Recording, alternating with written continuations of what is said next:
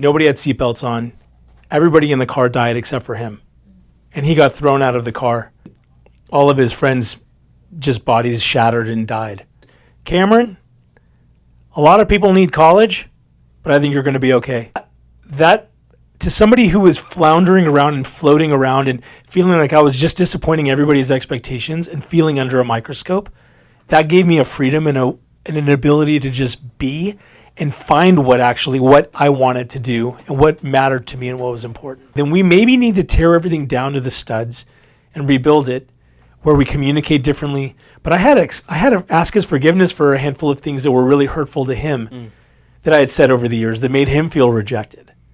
I was willing to bring things up and walk through really painful, uncomfortable interactions in order to move from that peace breaking toward peace. And when he died, there was nothing that was left unsaid. How did your mom and pops meet? Do you hear that story as well? Because that's totally two different worlds. You know? Totally. How in the world did those things combine? Yeah. So my dad was here as an immigrant in Susanville, California. So he was going to, what was it called? Lassen County Community College. He was on the wrestling team. He was super hairy, and they called him the Persian carpet because he was so hairy. But he was really good. He won championships. And there were some other Persians that he was living with, and they were driving one night. I don't know where they were going, but it was one night, and I don't know exactly who crossed over what, but they had a head-on collision with another car, and my dad was asleep in the back of this Bronco. Nobody had seatbelts on. Everybody in the car died except for him. And he got thrown out of the car and woke up in the hospital. Whoa. And so just in an instant, all of his friends' just bodies shattered and died. Jeez, dude. That changes your whole life. Yeah. Was he able to continue wrestling?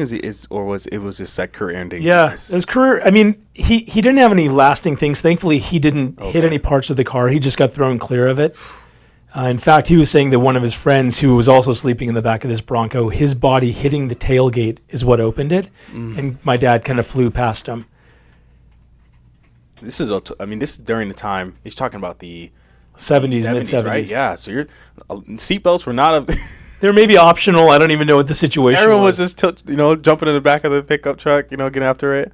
And you said that's how they met, or so he got transported to the hospital that my mom was a nurse at, and he was giving his nurses trouble, and I think one of the nurses just wanted to switch with my mom. She's like, "This guy is just too much," and so my mom went in there, and I guess my dad just looked at her, and she says, "I need you to take your meds now."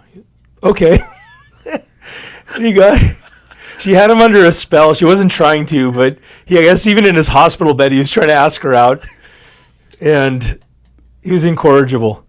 So that's how they met. Wow. And there are some details too. My mom had recounted this to me, but he asked her out and persisted, and then I think it was just several months later they got married. Wow, that's awesome. Yeah, in Reno, and that's where I was born. So it's kind of weird that there was this really crazy tragedy. If that had never happened, I wouldn't be here. It's like, I always tell people that life, it's like so precious. You really don't know what can happen. Yeah. The chances of us being alive, one meteorite away, it's like, true. You don't know what, take the wrong road, go the wrong way.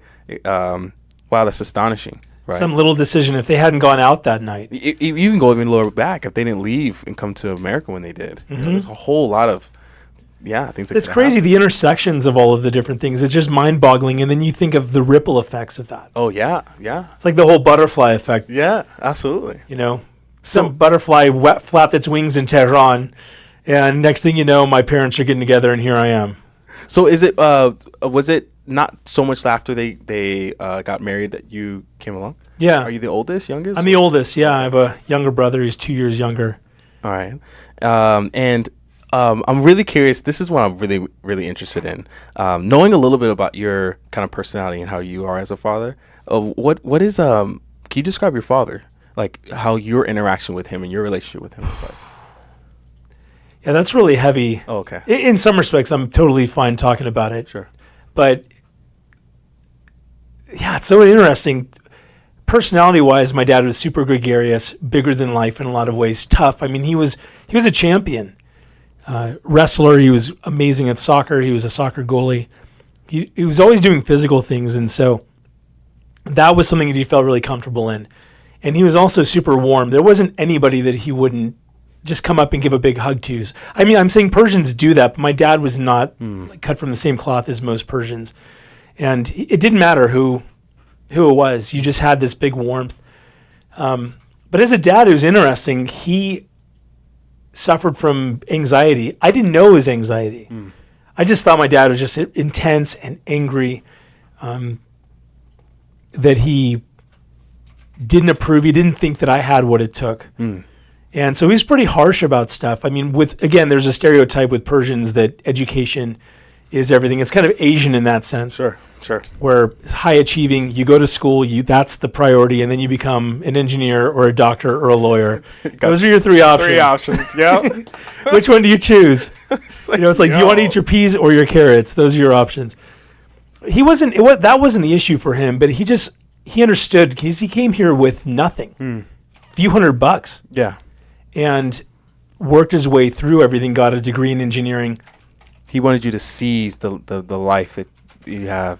To not squander it, because he could see time going, and he knew how precious time was. Because I know that he would have gone back and changed some things. The whole, knowing what you know now, would you go back? Someone said a rule, I don't know if you ever heard of this story, but essentially don't measure, a kid's like potential with the same yardstick that you measure yourself. Because, the experience that you have, it's a lot of weight you could put on someone's shoulders as they're going through life, and you're just trying to you want the best out of someone, but don't know that maybe what you're asking for is kind of squandering the innocence and of a kind of like a child, a potential that a child could be. Was your mother kind of the opposite side, kind of the yin and yang kind of side of things? In some respects, she was more of a free spirit, not anxious and not as intense about that kind of stuff. She would have him back off. So she was the one who helped put the ice on. Yeah, in some respects, she exposed us to a lot more culture. Interesting. So we would go to a lot of Persian things, and but a lot of it was tied to family. My dad's cousins and aunt were living here, and so we would go see them. On my mom's side, I think the culture, going to museums. She also had more time to be able to do that sort of thing because she worked early in the morning as a nurse. It would be done by the time we were done with school, weekends. My dad was a business owner. He owned gas stations as we were growing up. And so he was there working pretty long hours and on the weekends. So my mom really took up the mantle of exposing us to a lot of the cultural stuff. Also then the Polish stuff. So growing up, I spoke Polish too. And are you in Reno this entire time? So we moved to California when I was 6. Oh, okay. Yeah, kind of an interesting story here is my dad was a gambling addict. Oh, whoa. And he worked in a casino. A lot of people worked in casinos in Reno. Yo, that's a huge thing. Yeah. Vegas wasn't what it was back. No, actually, Elvis was starting to pick up. Vegas was pretty big back then. Yeah. But Reno. It's nowhere. It's like, yeah. Reno is like Vegas's, kind of little dorky brother. Yeah, redheaded stepchild around the corner. I'm just kidding. So you have these two kind of worlds that you kind of are colliding into yourself. You mentioned your early years of that kind of 6 years until you get to kind of like elementary kindergarten and elementary school. What type of personality were you? To hear my parents say it, I was friendly and interested in doing a lot of different things.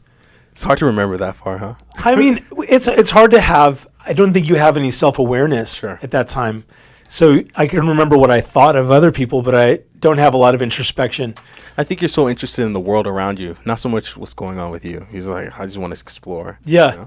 That's interesting. So playful and not fussy, pretty easygoing.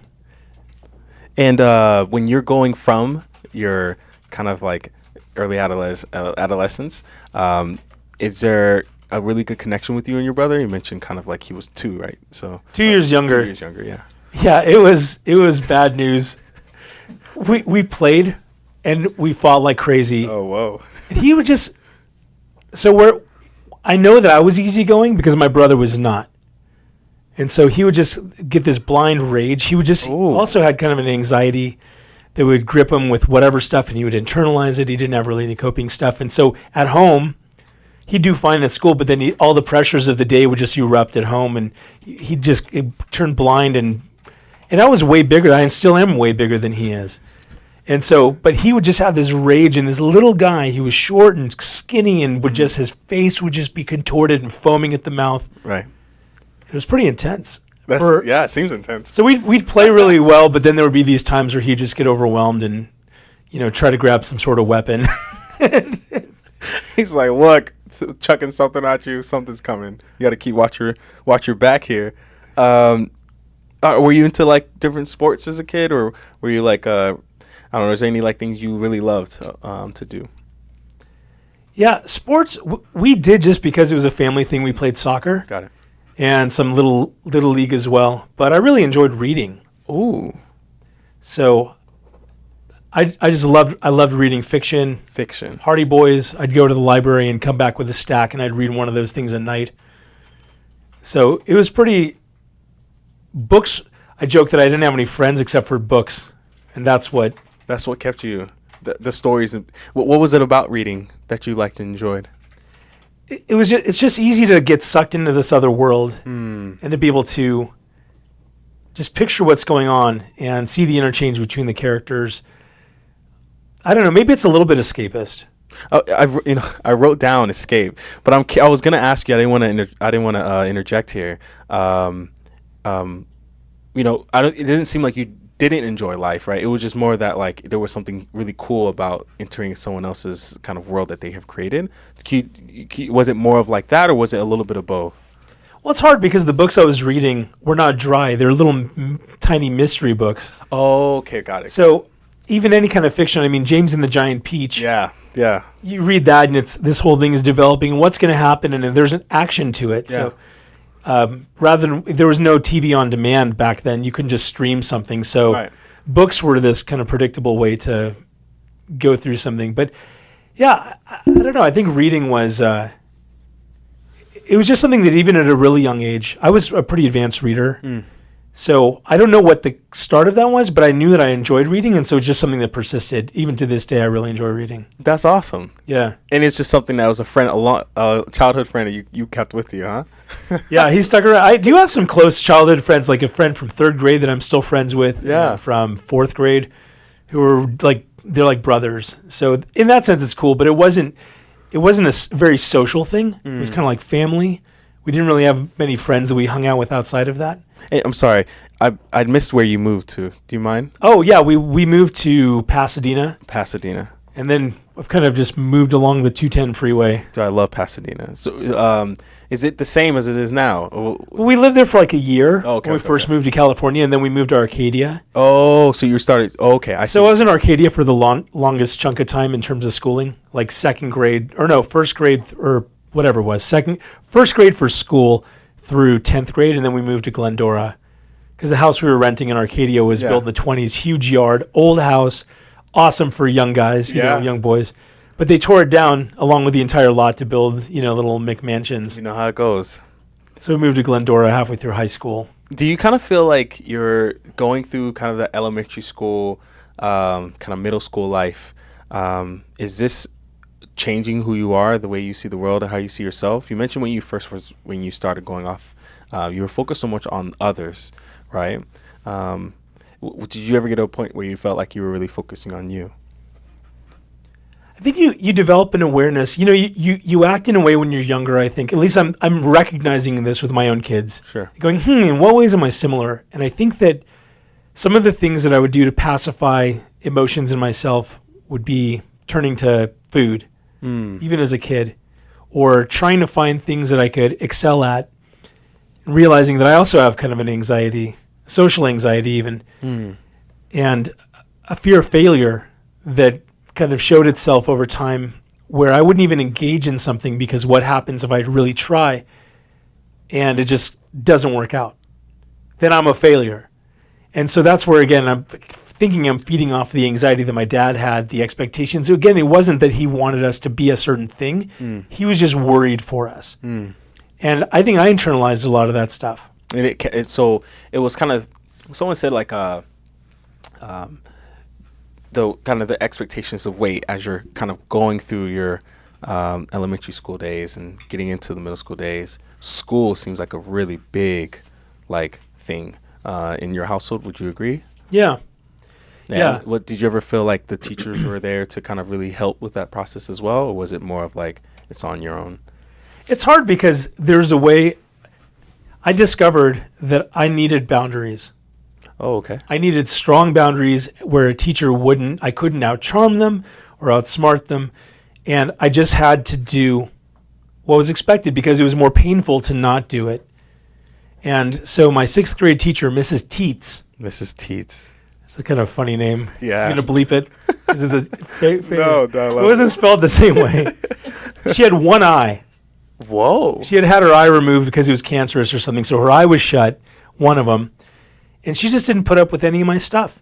She saw through it all. She's like, I expect you're able to do this and I expect you to do it. And when I wouldn't, she'd hold the line. And at recess, I'd be sitting there writing reminders. And I'd also act up in class because anything was more interesting than what I was supposed to be doing. Again, there's this weird fear of failure thing happening too, where, again, if I really try at that and I fail, then I'm a failure. But, well, if I do it at the last second and I fail at it, well, what do you expect? You did it at the last second. I mean, how could you do a good job? It's almost as if you were trying to game like this. I don't want to say yourself, but more of just trying to just make the blow not as hard. Yeah. You were scared essentially of trying your full potential and then it not being enough. Do you kind of feel that way, or was it more of like? I think it is. There's something about people's expectation that puts a pressure, and some people thrive on the expectation. But when you've got a weird internalized thing, like I've just discovered that is the issue with me, I would thrive at doing things that were not expected of me. So I'd have millions of hobbies and I'd get good at a bunch of different things that had nothing to do with anything. But the thing that's required, I would just push off and push off and push off and push off and not start. That's so relatable to a lot of people. And so I'm curious because one of the things I always found is that sometimes you have people in your life, friends or things of that nature, who support you through your time. Who was kind of like the biggest resource of support? It seems like you were fighting with your brother. Pops was being a little pressure. Mom would actually give you some, was it kind of more of like friends or grandparents or like even teachers? Like, she's like, nope, not giving you. Yeah. Who was kind of like the support through your kind of early childhood years up until high school? I think it was, I had a close friend. I think friends were, and I think that my mom was. It was one of those things where I knew my dad loved me. Of course. But I didn't think that he believed in me. And because it was always like my life was just one step away from just being destroyed by myself through my inaction or whatever. And my mom was a lot more encouraging in that sense. Not a cheerleader. My mom's tough. Sure. And she grew up in socialist Poland. Sure. When there was this whole pandemic and there was no toilet paper, she's like, toilet paper? Like there was not such a thing when I grew up. Newspapers or, whatever you're working out. But so my mom is a tough woman. She has grit. If she can, ease your father when he gets in a major car accident, Yeah. no other nurse could. Yeah. For sure, she definitely seems like she has a way of being able to ease someone. So I think She has that thing with her. I think in terms of support, I think my mom, in terms of those that were close, I think my mom probably more so was more encouraging along the way. I'm gonna ask a little bit of a personal question here. With your mom, were you able to kind of air out some of the grievances or the insecurities or things that, or was it, how sometimes like you look from a far away, or and when I'm saying far away is like as you get older, you're looking back and you start realizing things. But I'm more of talking about like in that moment. I had no idea. Okay, you had no idea what you were going through. Yeah, Okay. it was just happening, and I didn't know why or what. Cool. I didn't know. Some people, it felt like as if they knew the feelings that they had. And I was curious if you had anyone to talk to about that, and maybe someone to console or counsel with about some of the things going on. I don't think there was that kind of emotional language even available to me. Got it. My parents weren't. They would emote. They would just feel stuff, and they would react. Sure. But they didn't really have a vocabulary for that sort of thing. What I think is it's a big part, I hope, is kind of this last, because it's like kind of the final stretch, right? Once you get to high school, this is the moment where you're kind of like, all right, new me. You know what I mean? Yeah. Did you entering into high school? This must be in the probably what we're like early 90s. Yeah, Early 90s, yeah. 90s. This is a culture is like, they're California. This is like, are you still in Arcadia here? Yeah.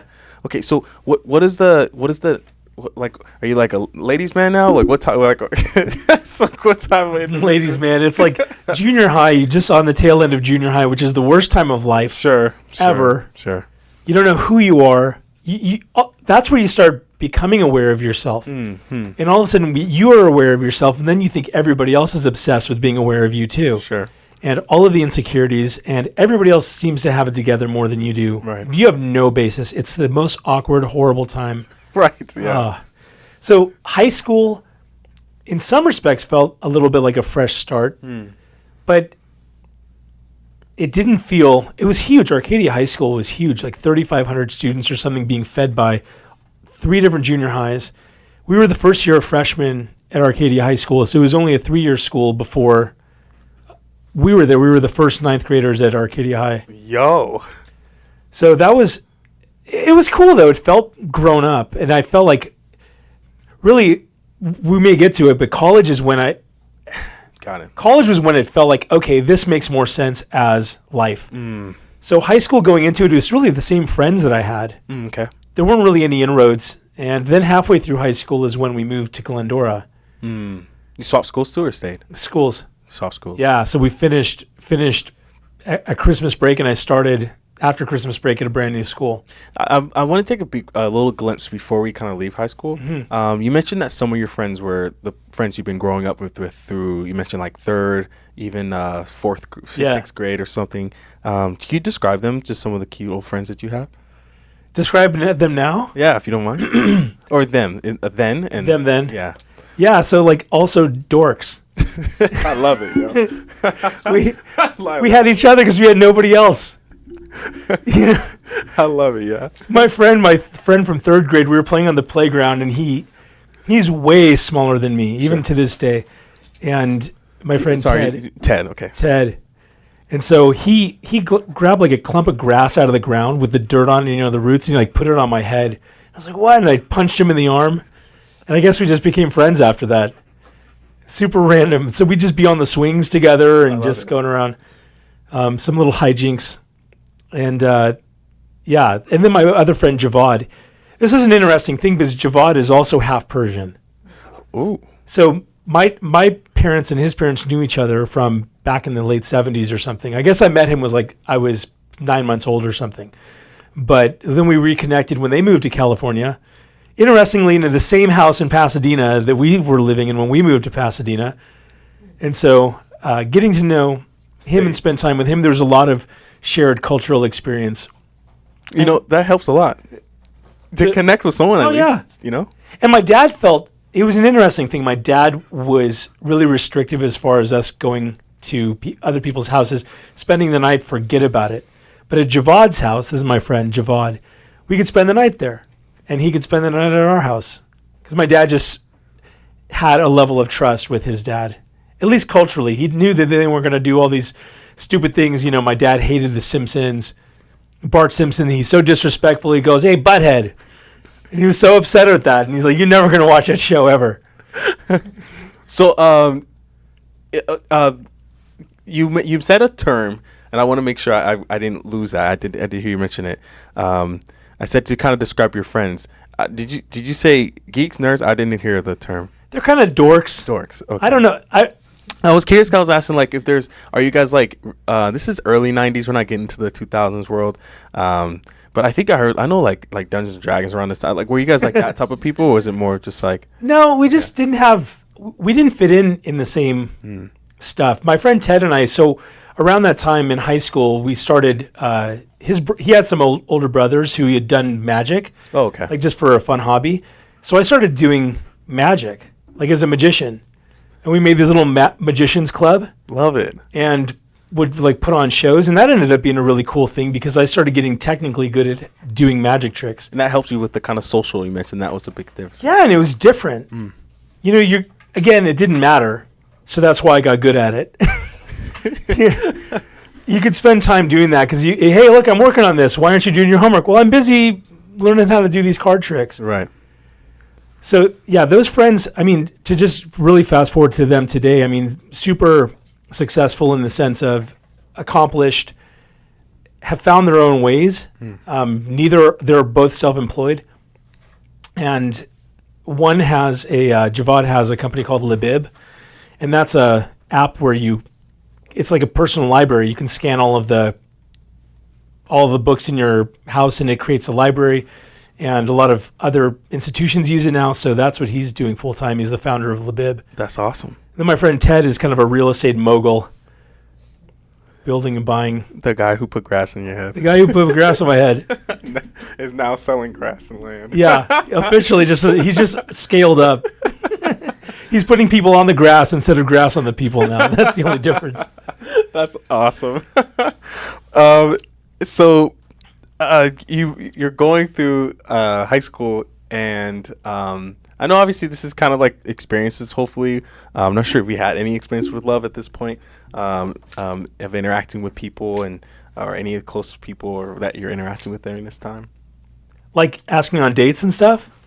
Excuse me. Yes. That was awkward. I remember going to the junior high dance and being so terrified and going, okay, I have to ask at least one girl to dance. Sure. I didn't grow up around any girls. Oh. So my couple of friends, none of them had sisters. We didn't hang out on any social things. I mean, not that I never saw a girl in my life, but there just wasn't any social stuff. And we weren't really part of any cultural stuff that lent itself to that. It was kind of just family in a lot of respects. So I didn't know how to navigate any of that space. It was always a really weird and awkward and foreign thing that I didn't quite know how to engage with. I felt like paddling around Lady Island or something and never knowing quite where to land. Sure. It felt like that in terms of the direction of the kind of core part of your life. You were really good at mastering these small things. But to you, right, it felt like they were not like to the world we live in now. You can be a magician and make millions of dollars in some weird, like just the way it's structured. But during your time, there was no real such thing of that. You either become the three, right? The doctor, the lawyer, and that's what's kind of essentially respected. Did you kind of feel at this moment where you're kind of now exiting high school, right? You haven't had, you mentioned this kind of like you're still trying to find, not much of yourself, you kind of know who you are, but still trying to find how you fit in within the world. I don't think I knew who I was, though. Oh, really? No, I think it was just something that was being imported, but it wasn't always, there was no real vision for why. So that you don't starve is not a very compelling, I mean, it is compelling, but when you're not starving and you don't feel like you're going to starve, it's hard to say, okay, well, I'm going to go do this really well in school or go to college and get some degree so that I don't starve or so that I have a bunch of money. Okay, well, why? For what purpose? And no one can answer that. Well, nobody did. And there was, so I think even in terms of the relationship stuff, as far as girls, okay, you're going to date them. Why? Because then someday you're going to get married. Well, why are you, there just wasn't much vision or framework or worldview really being imported. It was just kind of a thing that you're getting from your peers or what you're watching on TV. That's kind of informing it, but that's piecemealing all over the place. And so there's kind of this path where culture just has this momentum or this flow that just kind of is always pushing in a certain direction. And so there's a default setting. And so I feel like I was just in a default setting, and you do that just because that's what people do. But that's a really shallow why for something. So it just didn't sustain. It didn't nourish that the conscientious, the question that you wanted to really know. You just needed that answer. Yeah, and I don't know that I was asking it, but again, there was no vision being painted. Yeah. There was nothing that was being fleshed out that gave me something to work toward. It was just, okay, do this because that's what you do. So, I think there's also an underlying, it's why, but also it's kind of like fall into place. Like this is the path, take this path. Okay, but why? Because this is the path, so you take this path. But why? Because this is the path. It's like the answer is never answered. And they're not even saying do this path. Sometimes it's just implied. That's even worse. It's assumed. Because you just find yourself being pushed in a direction you don't even know to ask the question, well, why? Because if somebody said, hey, you need to date somebody, or let's say it's something that isn't as obvious, Sure. you're going to go, okay, well, tell me more about that. What's that about? So, okay, well, you date somebody so that you marry them. Like, what's the original intent, design, purpose of all of this stuff? Interesting. This is fascinating. So I'm curious now, because college just feels like this is the moment, right? Because college is all about this, and especially during no more for like the 80s, right? In the 90s and 2000s, I imagine like during this time, you could now be able to be outside of your. I think it seems like the first time you were able. No, but that's not true, because you've been to other countries. You would go and travel, so you get to see other things. So what was it about college that was really that helped with the final push? Does that make sense? Yeah. Or I don't know if you even went straight to college. Apologize. What happened after high school? I shouldn't assume. It was a really high school was really, really tough in the sense of you've got to work towards something, because remember, you're working toward college, so there was this pressure. My parents separated just before my senior year of high school. And so I was doing okay. And I don't know that necessarily exploded my life, because there was a lot of, I was relying more on friends to inform who I was and be a social circle. But I didn't know what I was aiming at. I just knew that you ought to do well on the SAT. You need to get good grades. You need to apply to these schools. So I had a provisional acceptance to UC Riverside, because that was one of the UCs you could potentially get into. I was failing one of my classes, and I was going to have to retake it in summer if I was going to go. But then I also, to get out of class, I took the ASVAB. Do you know what that is? It's like the Armed Services Test or whatever. Yeah. Just to get, this is stupid to just get out of class to take something like that. And so I did it. I didn't know how it was scored. I was like, I didn't even finish some of the sections. I guess it's impossible to finish the sections. So I guess I did I had the top score on that. I had a 99, which is the top score on the test. Not the highest that anybody's gotten, but, that's the maximum that anybody can get. And I'm like, okay, is that good? They're like, yeah, you can choose whatever you want. Yeah, go wherever you. So the Navy was talking about, hey, you can be a nuke. You can be one of these guys who goes in the nuclear program. You can work on a sub or on a aircraft carrier. And there are prospects. I think maybe you would go in as an officer, because there would be some college and training before you get in there. I was that close. If UC Riverside hadn't said, okay, if you take this class during the summer, we'll let you in, I seriously would have been in the Navy. Whoa. It didn't, because I was just floating with this way and that way. You're going you're just literally where the wind takes you almost. Yeah. So I ended up at Riverside. I didn't take that class in the summer.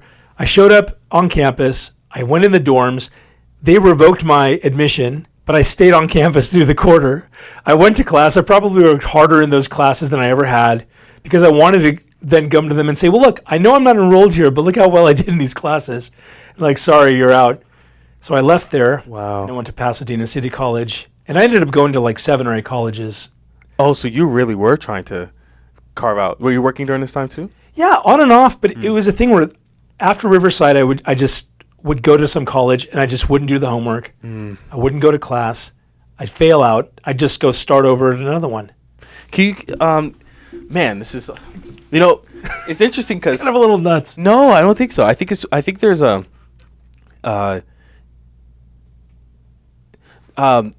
it's like, it's, again, I have a fascinating thing here. So it's almost like what you should be doing, right? You know what you say. I know that I need to do this, but for some reason, it's just so hard for you to kind of like to follow through.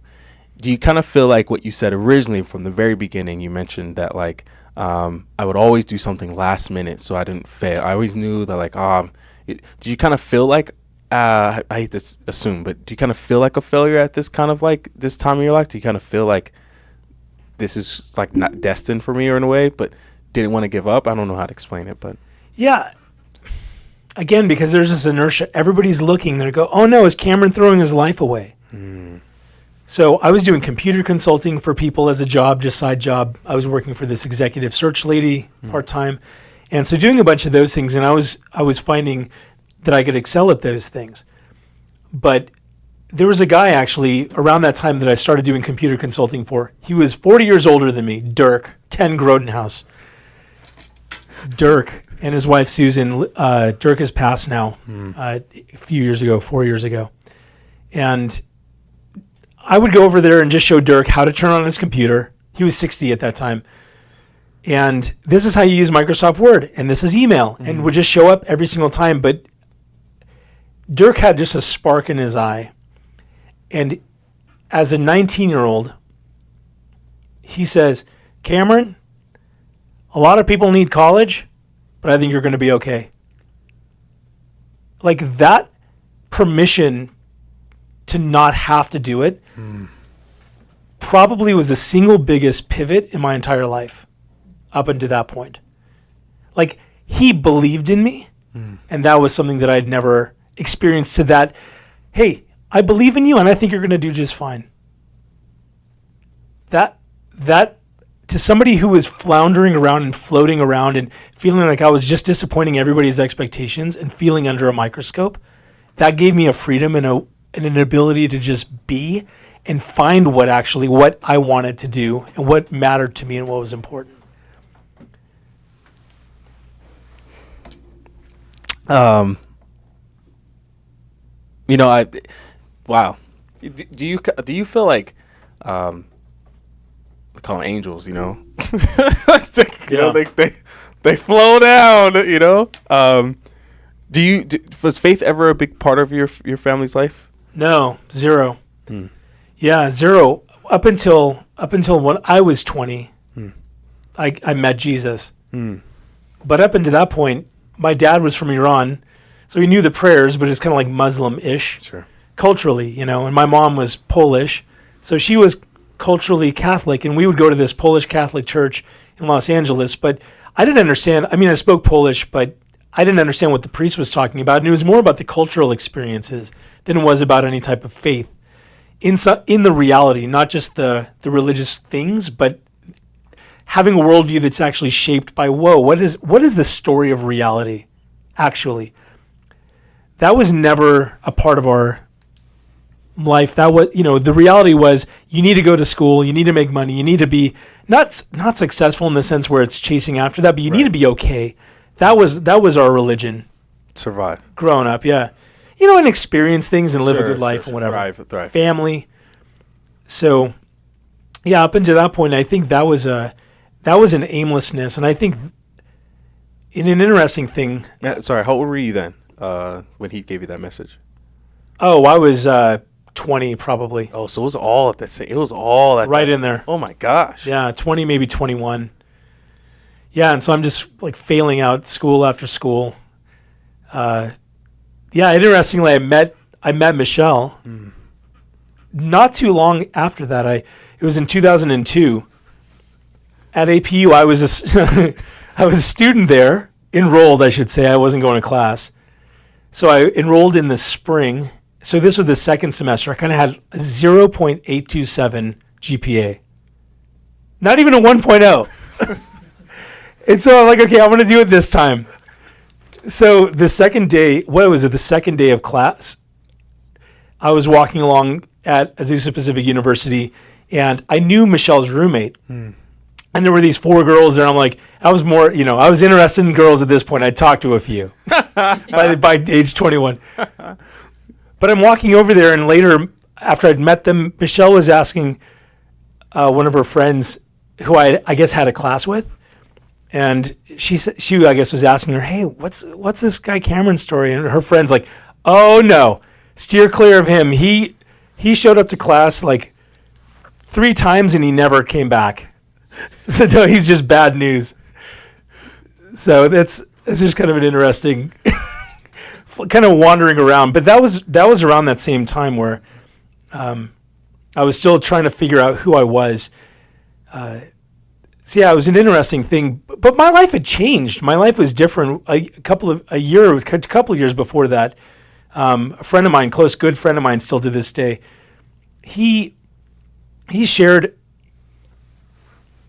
the good news and life that can be found in Christ. And I was like, what is that? I don't know what that means. I don't have a framework for that. But there was something that resonated. Something was missing. And it wasn't just having some sort of direction, so I know what to do for a career. It's like a bigger story. It's not just the story of like the American dream or whatever, and hope that your money outlives you. It's a bigger story that we're all of us actually a part of. And so him sharing that with me resonated, and I was at a point in my life, but it's kind of a weird thing, and I don't know quite how to explain this, but I said yes to Jesus and received, and it felt like I was made into a new person. Like just, it felt like life had meaning and purpose where it didn't before. Or at least it made the other stuff seem just, called it out for what it was, shallow. But even at that time, at 20, I felt like I was saying yes to, as much as I was to Jesus, I think I was saying yes to a community of people who also were loving and accepting. That has shifted over time to, it's like, okay, well, even if everybody else fades away. And so it's evolved for me over time with respect to that. I think that always kind of, it does start with community. I'm so curious, why APU? I don't, because it's for those who don't know, it's a Christian college, right? Yeah. Why APU? Like, I'm so interested in all the other colleges you've been through. Was there something that was it just, who brought that, or did you go to other Christian colleges? Yeah, I was going to community college when I was hanging out with my friend Brian. He was going to APU.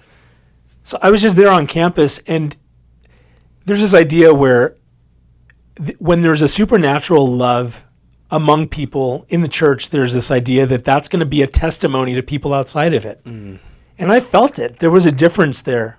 There was a light that was there, and a lightness. And so I think even though there was a couple of serious conversations with my friend Brian that kind of tipped the dominoes, I feel like those dominoes were being set up for a while before that. But being able to find a community, that was like one of the biggest blessings that you found, and the push to kind of like, yeah, you can join us and you're not going to be judged. There's no huge microscope. It's just you are who you are, and now we can move forward together. Let's the community side was a really big importance. Well, and I didn't have, but the stuff with my parents, they were divorcing. My relationship with both of them was bad. Yeah. So I think I was looking for family. Yeah. My brother lived, he's going to school in San Diego. So I think that was part of it too, is trying to find family. And I didn't have that. And I did find that. That's a big part of your life as well. Family. Yeah, it has become a big part of life. Sure. Yeah. Well, oh, excuse me. You did something there. I thought you was always kind of around family. We were around family, but the importance of it never occurred. That's a hard one because there was a lot that was caught. So we did a lot of things with family, but there wasn't a lot of maybe talk around family. I take it back, though. I'm just remembering my dad saying, get on the phone with your relatives in Iran. I'm like, I don't even know entirely what they're saying. They're using kind of formal language and but he would make that a real priority. And so I definitely caught some of that. But again, there wasn't an overarching vision. I don't know. I think when the purpose is articulated and when it's clear why you're doing something, other than this is just the right thing to do. Do you feel like it was okay? I don't want to challenge your worldview, but do you feel like it was more of like a magnet? You were waiting for something to be attracted to. You want to be attracted to family. You felt like everyone was pushing you in directions, but it wasn't something that you felt like, no, I actually want to seek it, or like not just seek it, but I enjoyed and kind of yearned and wanted to be in this kind of. Does that make sense? I think all of us do. Okay. I think we want to be known. Sure. We want to be accepted right. for who we are. I mean, what better place than a healthy community of people whose primary command to them is to love. Love, yeah. Like, I don't mean feel gushy feelings. I'm loving somebody when I confront them, and they're loving me when they're calling something out and going, hey, that thing is really like off base. That's loving your neighbor. Loving your neighbor isn't going, oh, I hope you have fun with that. Hey, you're getting drunk every night and whatever. Like, I'm here for you. Like sometimes you go, listen, this is destructive, but so you're calling out the highs. You're there with them in the lows. Yo, man. Okay, so this is deep. You mentioned this is the time you kind of met your wife. Yeah.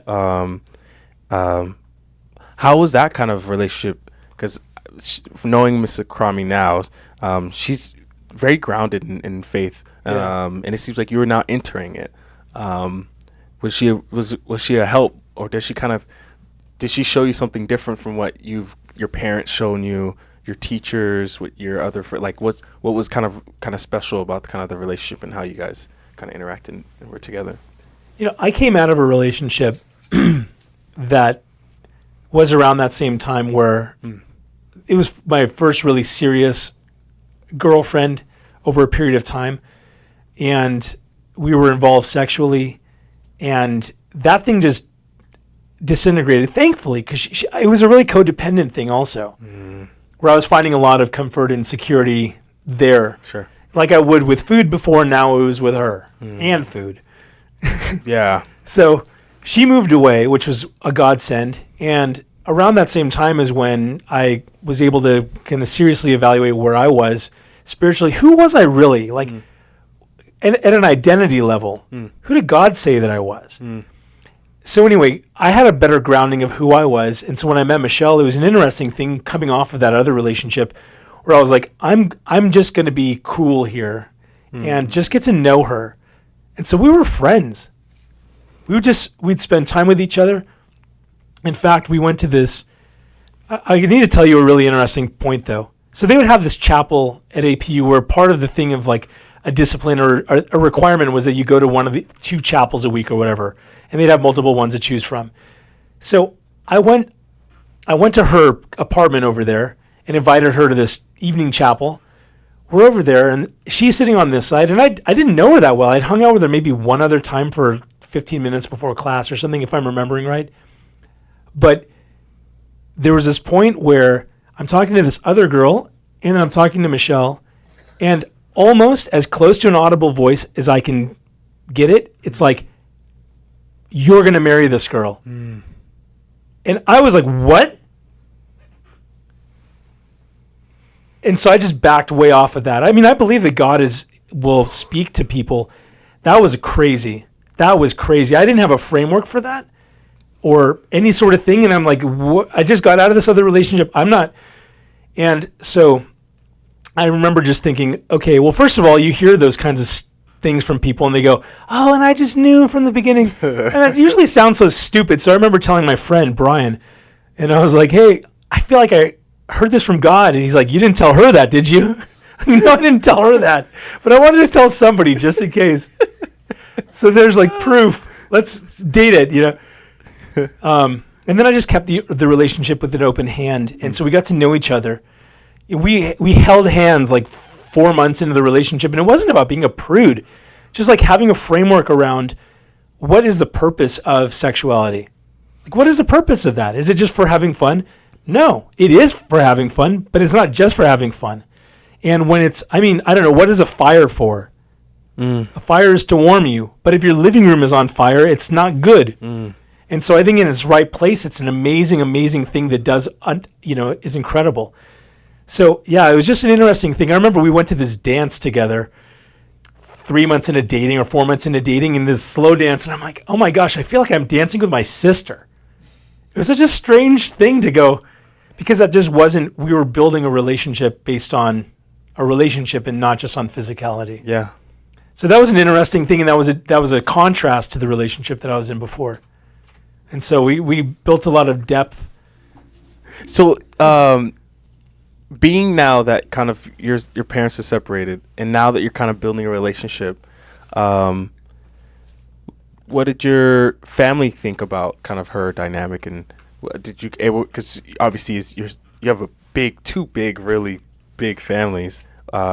Were you able to show her to your father? I know he passed, so I'm not sure if we got that chance to. Yeah, he passed recently, just like a year ago. Oh, okay. Yeah. Excuse me. Okay. Sorry if you lost as well. Yeah, that's a whole crazy roller coaster. But yeah, my dad, the anxiety and all that stuff. He was really shrewd though, and he was also he could just tell when people were full of baloney. Mm-hmm. And if people want to tune into episode 10, you'll get an idea of what Michelle's kind of temperament is like. There's not a lot of guile. She's pretty open, pretty down to earth. And my dad always hated the idea of sneaky people. And there's nothing sneaky about her. And her dad is just like that. And so yeah, my dad liked her. In fact, there was some point that she remembers that she said something like, "Oh, you know, Cameron, because you work so hard." And my dad, I guess, looked at her and says, "I like you." So bringing her around, I felt really happy about that. But it was kind of weird because when I first started dating her, there were 2 or 3 other girls that just happened Sure. to be, they were interested and I was kind of interested, but I didn't know how to navigate. I'm like, why is anybody interested in me at all? Why is one? And so I was in a band and I had all 3 of them show up at the same show because I'm an idiot. I'm like, what? I didn't think this through. I'm like, I'm just excited our band is playing at this coffee shop. And it occurred to me that all 3 of them were going to be there. And I'm like, oh my gosh. Thankfully, one of them bailed out. But so that was just, but there was just something different with her. It just resonated differently. And I didn't feel like I had to have my guard up with her. I felt like we could just be. You could be true. Yeah. Yeah. I think that's a dream, to feel like you can be as open, and so won't hyper nitpick. You know, it feels really good to be able to kind of have the ability to make a mistake, and not to be the whole world is gonna end.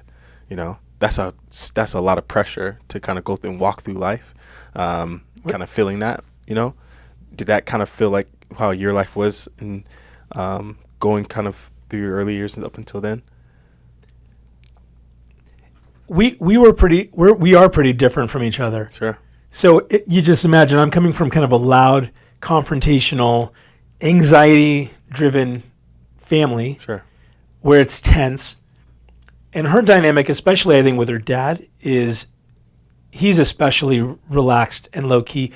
They're way more passive. So there are ditches on either side with that. Sure. If you never bring something up, there's this idea that peace is in the middle when everything is whole. You can be a peace breaker, but you can also be a peace faker. So you're never willing to bring anything toward the middle where there's actual wholeness. So my family, if we're going to fall into a ditch, is on the peace breaking side. Right. Get into fights, but then it kind of can get resolved. And on her end, it was this peace faking thing that's a dynamic in our family. So you get us together, and in a lot of ways, it was like a dream. Yeah, kind of. I mean, it's refreshing until you start hitting some contentious things, and then how you communicate. You're coming at each other in 2 different ways. You know, if she's super passive, Sure. then I'm communicating really clearly, and she's like, "Oh my gosh, if he's saying that, what else is he thinking?" I'm like, "I said everything I'm thinking." Got it. So it's like there's still learning to do. Tons. I think that I find is cool is that you mentioned that again, his name was Ben, right? Did you mention Dirk, Dirk. So the older guy. yes, Yeah. You mentioned that he told you that, hey, look, you're gonna be okay, you know, and that was a really good moment for you to kind of go on to kind of the next journeys of steps through life. As you're kind of going through your journey now of where you've found love, you found faith, right? You found family. You found a family. Where's kind of the occupation? How's that? Were you able to find that love? Yeah. Some of it was, I kind of fell into it. A friend of mine right out of college, he got a job with a nurse staffing company, Maxim Healthcare, it's called. And usually you have to have a degree to work there. I didn't, but I think there was also a really tight labor market, which helped me. But I asked him, I'm like, how do you like it? He says, oh, it's great. The pay is really good. There's opportunity for growth. So I went and interviewed. I interviewed well, and they needed somebody, and so I got the job over there. It was really cutthroat. It was kind of like Enterprise Rent-A-Car, but way even more Turned up from that. The idea is that you work your tail off, and after a year, you can be managing your own place. But they were hitting some market saturation, and that wasn't coming true for a lot of people. So you're working these crazy hours, tons of pressure. You don't you take a minute off because you might lose your opportunity. Yeah, well, we want to know you're serious about this. Sure. So I went to the kind of test office I was in. It was a new market they were trying to expand into. That didn't work out as the office is just closed. And I got transferred to another market. And I got kind of foisted onto that manager, and he just didn't see that he didn't think I was providing much value to the office. And so I got let go. That was one of the interesting times where my dad actually did I was living with my dad briefly. I wanted to propose to Michelle. In fact, I had saved up money. I had paid off all my credit card debt, clawed at that, and saved up for a ring. I bought a ring on Sunday, and on Tuesday I got fired. And on Thursday, I was flying up to ask her dad for permission to marry her. So I'm going to show up, ask for his daughter's hand in marriage with no prospects. So I remember coming home, and I was just kind of in the other room. My dad saw something was up with me. He goes, "Hey, what's going on?" And I let him know I got let go. He's like, "Well, it's their loss." Go Pops. Go Pops. Go Pops. That was a bright point. My dad had an intense love, but it wasn't balanced sometimes. Sure. You know, the push your kids, man. Sure. Push them. But man, it has to be balanced. You have to be high-fiving them sometimes, proud of you sometimes. Yeah. You know, he was didn't know how to do that. But yeah, so I had a few weeks to look for stuff, and there was a place that was a lot closer to we're in Upland, California. And so I interviewed there, and it was just a small office. It had only been there for a year and a half. And I met with the owner, Austin Nwange, African, Nigerian. Yo. He's awesome. I love Austin. I have such an affection for Austin. And so he hired me as like kind of a business development guy. And it started out as that. And that was in May of 2004. And I would just accept additional responsibilities. So we were staffing hospitals with temporary nursing staff.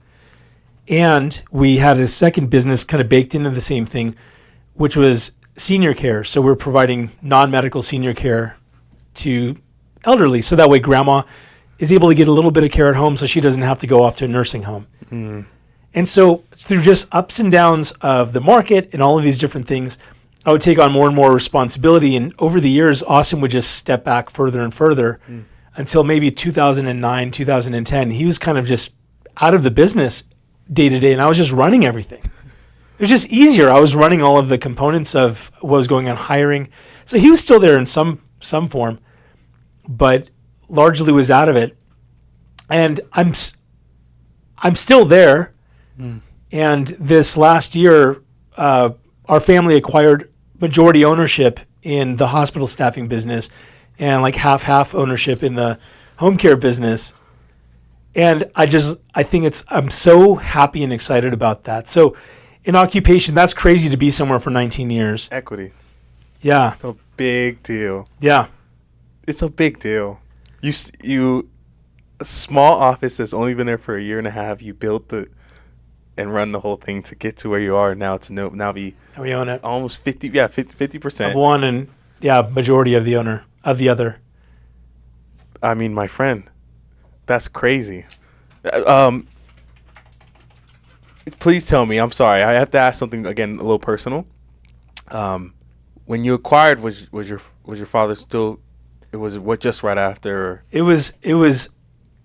We were in talks. He knew it was going to happen. Oh, okay, that's good. Yeah, That's good. I've thought about this very thing. You know, you kind of wonder what you wish you would have said before somebody passes, and that was one of those things. Again, the anxiety was like, okay, how's this going to go? Yeah, Are you sure this is going to work out? You know, there's not some sort of poison pill in it that's going to mess you up. So I was able to share that with him and the process of that. You know, things had changed though. I worked really hard to repair the relationship with my dad. Oh, okay. The emotional language he didn't have, I developed. Once I started to recognize what was going on in myself, I started recognizing similar things in him and going, whoa, I don't think he's actually angry. I think he's scared. Fear does weird stuff to people. Yeah. And it can be constricting and just worry. And so instead of me feeling resentful, I was able to have compassion. And again, this idea that love isn't a gushy feeling. Sometimes we butt heads. I mean, there was one point so painful where he had unmet expectations of us coming and hanging out and being present. He thought things were going to go a certain way. And so he told us, he wrote us off. He's like, good luck to you guys. In fact, we were just pregnant with Caleb, our fifth. And I called him and told him, he says, okay, cool. All right, well, good luck. I remember just sobbing in my car. this is somebody I'm wanting to share this with, and I want to matter. I want there to be a connectedness, and I felt so rejected and so broken up over this. Like every guy, I mean, I think every person, but especially a guy wants to hear from their dad, I believe in you. Yeah. I'm for you. I'm with you. And I felt like I was being just kicked out because of some poor communication. But the thing that I try to grow in is recognizing the value of humility and ownership. And so shortly after that, I went and knocked on his door and said, hey, can we talk? And just saying, listen, I want a relationship with you. Is this what you want? Like, if you could wave a wand, is this your ideal, that we just have nothing to do with each other? And if that's the case, if that's not the case and you want something, then we maybe need to tear everything down to the studs and rebuild it where we communicate differently. But I had to ask his forgiveness for a handful of things that were really hurtful to him that I had said over the years that made him feel rejected. You know, there was a time where there was a house on his street that had opened up when we were looking for houses. And I didn't know quite how to respond because I felt pressured or I didn't have good boundaries. So I'm like, what do you think this is, Dad? My big fat Greek wedding where they just buy a house next to each other? But that was really hurtful to him. And I had to apologize and said, Dad, will you forgive me for that? I was clumsy in that and it didn't reflect how I feel about you. Will you forgive me? And being willing to do that, you know, it melted the ice. And a week later, he's at our kids' soccer game. You know, but it took the ability to engage in those difficult conversations over years to, one, know what was going on in me, what the reaction was in me, two, realize that my dad's opinion of me, like I think that God's opinion of me and what he says and who he says that I am actually matters more than anything. More than it, like I'm not the job that I do, I'm not the stuff that I have, and I'm not what people say about me. I'm loved by God, and that's who I am, and nobody can take that from me. So we actually maybe you might have even seen it in our house, it was our breakfast benediction, where we it's almost like a mantra where you can even say that, even with the kids, because I want them to know it from an identity level. Your crazy job it's part of who you are, but it's not who you are. It's not the truest thing about you. The truest thing about you is that you're loved by God and made for a relationship with him. Everything else is going to come. It's going to go. Relationships will come and they'll go. Jobs, money, stuff, whatever. But you could be on an island by yourself with nothing, and that has not changed. What's crazy here is that when things start to really look meek, right? You get this, you know, the ring. And you're like, it's time, you know, and then Tuesday it's like, oh wait, it's the timing was like Thursday. You're like, oh God, let's do it, you know. You find the opportunity you have now and puts you in a whole different world, you know, and it's really, really cool to see that the hard work that you have put into your, just not only your career, you have learned a lot by managing others, hiring others, training others, talking, I imagine, with your people and you being in-home support services, right? The kind of IHSS, my mother does something around the same lines. Yeah. Going to seeing these families, you probably met a lot of people at their last moments. Yeah. And I imagine those the hardest points. Yeah. Giving you those pieces of wisdom. Mm-hmm. But you're also not only working on kind of like that world, but you have faith and you have church that you're attending to, right? I hate to say religiously, but it is a little bit. Yeah, consistently, rhythmically. Yes, there you go. Yeah. Right? Habitually. Maybe in a way of building this good habit, right? Of that kind of self-discovery that you're trying to, you know, learn a little bit more about yourself each and every day. You know, you have this new family, especially because of the church side, and you're building new friendships. You're building this kind of healthy relationship with others.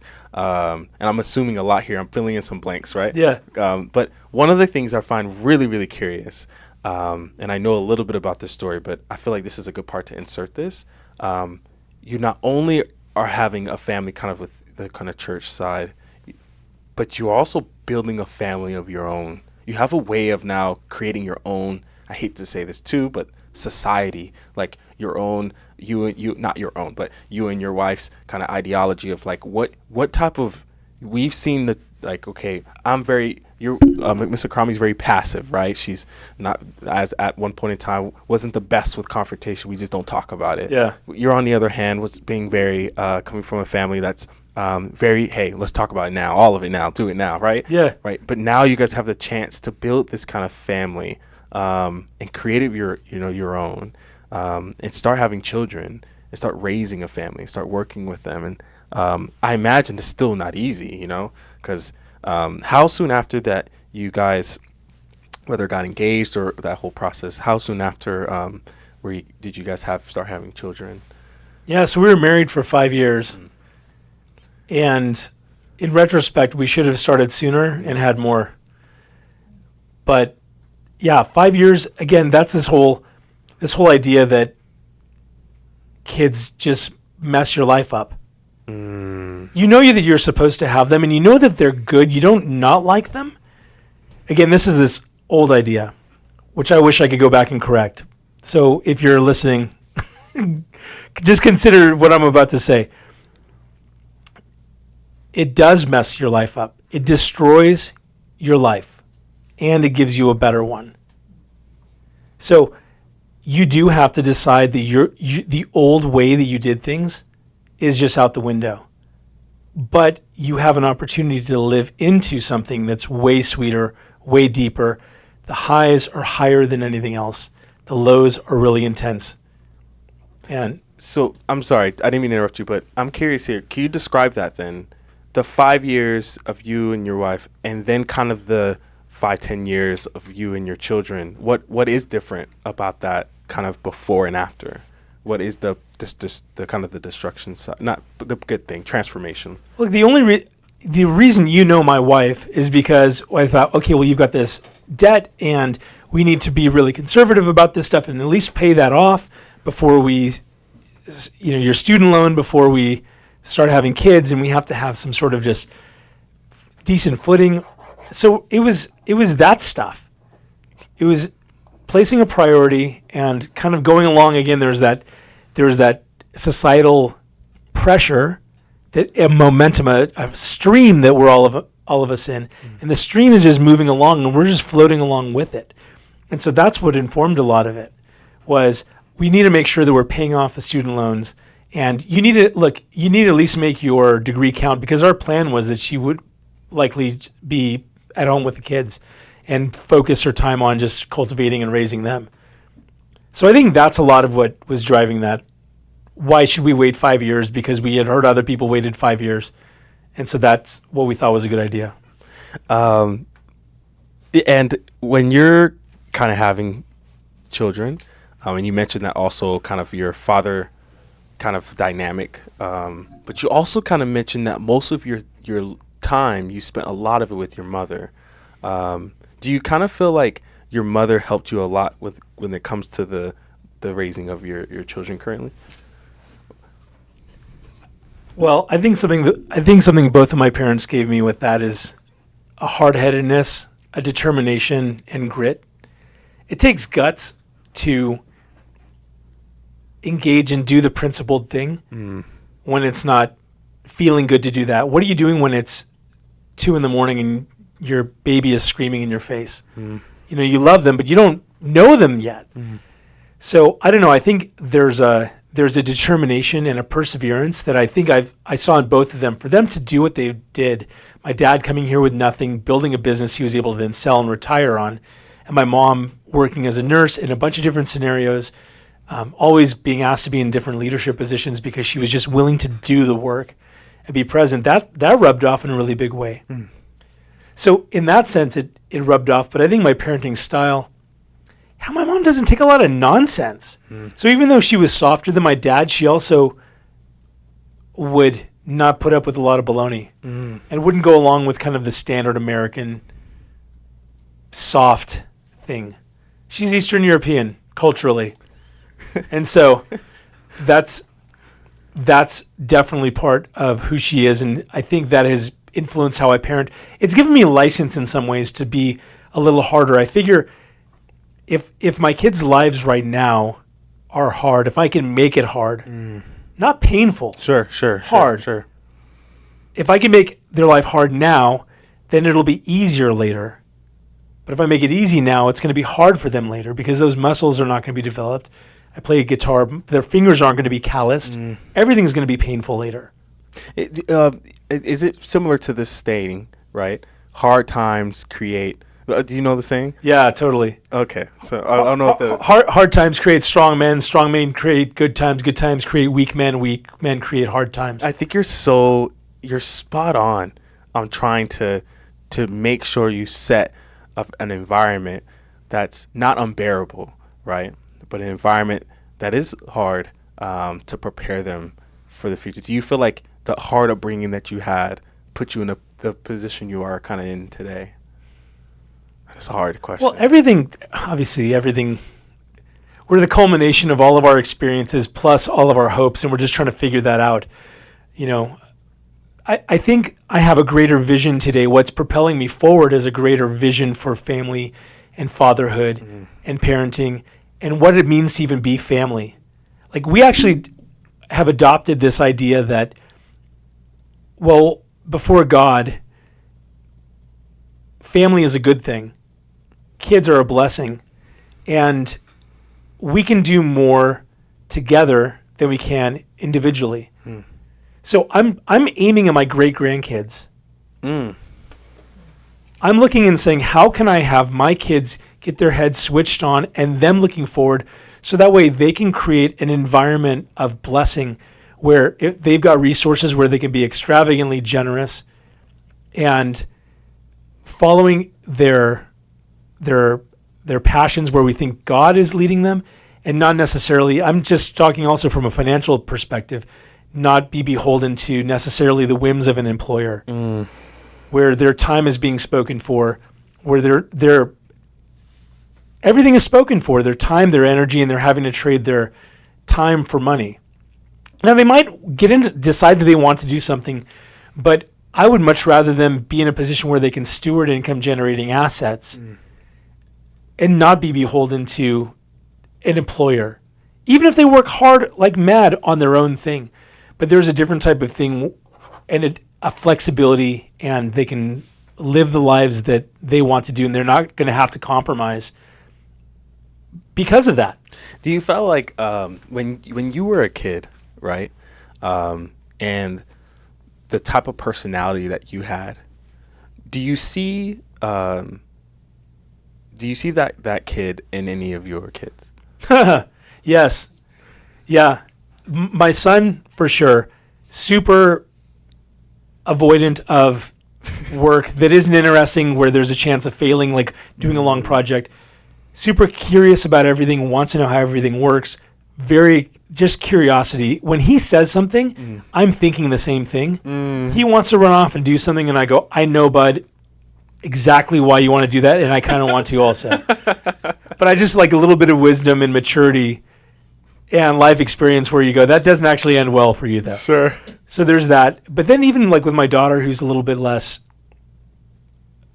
she's maybe not in those ways, but we were driving down to San Diego, just she and I had some daughter-dad questions just to try to get her to get to know each other, because she's a little bit more of a closed book. And it was interesting. One of the questions was, in what ways do you see us being similar?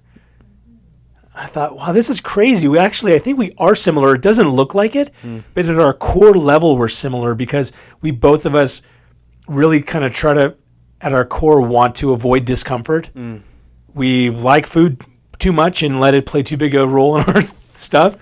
And a handful of other things. Those are negative. There are other ones. She's a bookworm. I'm a bookworm. Sure. And so other things like that. But yeah, temperamentally, they especially, my two oldest, are very... I even look at pictures of myself when I'm younger or little videos, and I look like my son. Eerily. Just kind of like head on a swivel, paying attention to everything. You kind of take everything in. You don't miss much. And so it's interesting to see that. The other kids is not so much. I mean, our youngest... They're pretty, still trying to discover themselves. Just temperamentally, my youngest, Caleb, I'm not like him temperamentally at all. He's really quiet, really introspective. He's a thinker. And I mean, I'm a thinker, but I'm a verbal processor too. But he'll just think through things. And our two middle daughters are adopted. So they got none of the genes. They're getting all the they're getting all the nurture, but none of the nature from me. On that, so these friends that you've been growing with, how has that dynamic been over the years? oh man, it's You acquired some, lose some, gain some type of thing? I think as I've gotten more focused about the things that matter to me, it's weird how stuff diverges. And I can have, again, a deep affection and a huge love for somebody, but there's just not, it's like, I don't want to frame it very negatively, but let's say that there's, you're in a partying crowd, and then you're like, that's not for me, I'm going to be sober. And you go off, it's like, you can love the people that are in that crowd, but there's just like this thing that was very common is just not there to the same degree. And so I think there's that kind of divergence that happens. And so I think people who've been serious about the things that I'm serious about, it's easiest for me to feel like we're running in the same direction. I think that's maybe what it is. It's about running in the same direction, and everybody's going in a certain direction. And so those who are running with you, It's much easier to stay connected. yeah, and there's just, it's connected in a way where I feel energized and encouraged and challenged because they're running a similar thing, and I feel like I can encourage them in a meaningful way. But when you go to I don't want to frame it like this. Maybe it's just different languages. So you're starting to speak different languages, and so you trying to communicate to somebody who doesn't even speak that language. It's just hard. It's just harder. It's a clunkier experience. And that's how it feels with some of the friendships. Again, deep affection, deep love. I love when we see each other. It's like pick up where we left off in a lot of ways. But the day-to-day, I don't know. We're kind of living for different things in some ways. You mentioned some of them have built, businesses. Some are in the medical field. You also mentioned your brother. Yeah. He's in a whole different country. Yeah. Did you guys ever feel like you guys got to stop fighting? We stopped. Oh, okay. Yeah, he got some he really, went to once he San got in Diego. college, he got stuck. I mean, I'm just saying this really kind of flippantly. I hope he watches this. Kevin, watch this because I've got all sorts of things I'm about to share. No, but he had to find and work out in himself. He had to mature, and he had to find. You're in with roommates in college. You can't just blow up like you do with family, Right. or whatever. He found, and I'm really proud of him. He's awesome, and I love my brother so deeply. We have such a wonderful relationship now. But part of that was him finding adaptive ways to cope with the stresses of what he was doing. He's a doctor. He sees really intense things. He's an intensive care doctor, infectious disease doctor. So he's seeing really intense situations that are very stressful. And so for him, he'll go surfing and just like fight it out in the ocean. And just, doing Pilates or Tai Chi or some of these other things that have just helped him to just kind of ground himself. I think have helped a whole lot just for him personally and growing and being able to be that. But we have such a shared experience. A lot of that immaturity and that selfishness that we both had, or at least I had, a lot of that stuff has grown up. And so now we have very different worldviews actually, but there's so much in common that we get along really, really well. And I'm really grateful for that, especially having such a tough situation with our dad passing away. Yeah. Suddenly, sometimes this stuff can get so contentious. Not in terms of just the stuff, but just in administrating. What do you do? Like our dad, he was living in Panama. We had to fly down there and have his body shipped to Iran. It was there for like 5 weeks or all these delays. But I felt like we were working together and there was no animosity. There was no, I don't know. That's one of those times where the proof is in the pudding. The hardest part of our life, that was the worst day of my life when my dad passed away. And It was just out of nowhere. There was no. it was fairly sudden. Jeez. Like Thursday, he called me and said, "Hey, I have a really bad headache." And so I said, "You need to go see a doctor." And I let my brother know. My brother called his girlfriend. It was like, he needs to go to the doctor right away. So Friday, he was in the hospital. They did a scan. He had like a brain bleed, like a mild one that was causing some impairment, like a mild stroke. And then he was going to be discharged on Sunday. And it got pushed, or I guess he was going to be discharged on Monday. But early Monday morning, he like had terrible pain and screamed out, and then he lost consciousness. And they tried to do kind of a heroic surgery, and it didn't resolve itself. And the next day, interestingly, just really tragically, on my brother's birthday, on his 40th birthday, my dad passed away. And so my brother had flown to Panama from Brazil and was there with my dad after he had the surgery and before he passed. I'm gonna ask one hard question. You mentioned that your pops and your mother met because of a tragic, car accident. It is her kind of reaction to all this. I understand that they were separated, but was she able to kind of like, I don't know how her relationship with you has been, or your brother has been, but is she okay and everything? Like, is she, like, her personality in terms of who she is and how everything's been over the last few years? How's kind of that relationship even until now? It was they would put their differences aside. They would be present at family things.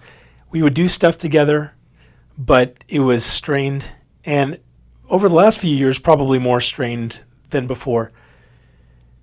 Yeah, I don't know where I've tried to engage her, and she's a little bit private in that sense. Okay. She's really verbal about a lot of things, but when it comes to emotional stuff, so I don't know. It's hard to get a beat even when I've asked pretty direct questions. I need to interject something, though, that I think is really important. Please.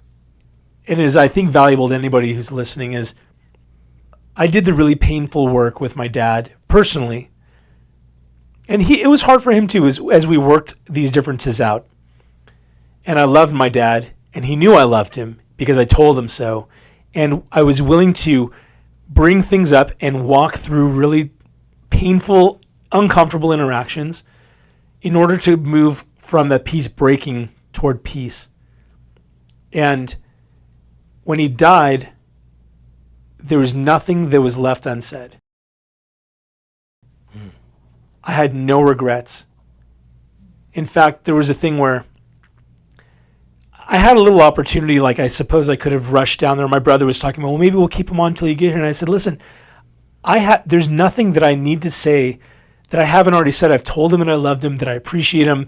I honored him. I've written him some different things. And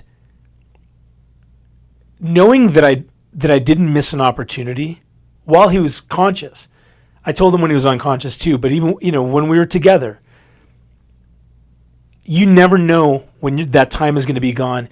And I feel like I would have been chained to him in the grave if I never got to say that and never had the opportunity to make things right with him.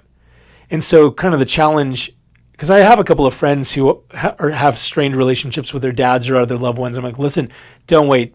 Do not wait, because I know it's strained. I know it's uncomfortable. But so far as it depends on you, you need to reach out and just honor to what you can honor. And because you didn't show them anything by holding a grudge. When they're gone, that opportunity is gone. So having no regrets in that gave me such immense peace. Even though I lost my dad in the midst of pain, feeling free and feeling so grateful that the way things got left were how they were.